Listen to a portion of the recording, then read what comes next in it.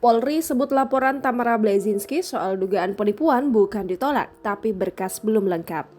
Tamara Blazinski seperti kebingungan dan tak tahu apa yang mesti dilakukan. Ia mengaku sebagai korban penipuan dengan kerugian belasan miliar rupiah saat datang ke Bareskrim Polri.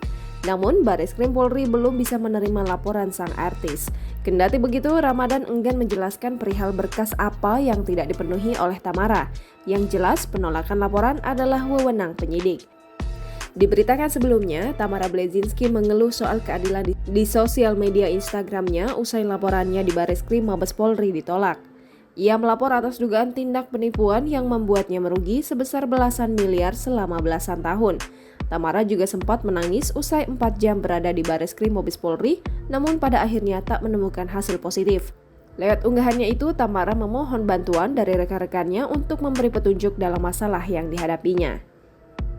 Tamara Blazinski membuat laporan atas dugaan tindak penipuan yang membuatnya merugi.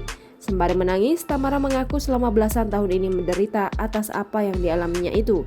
Kini ia berusaha mencari keadilan, namun sayang laporannya ditolak. Kuasa hukum Tamara mengatakan bahwa pihaknya masih harus melengkapi beberapa berkas sebelum membuat laporan.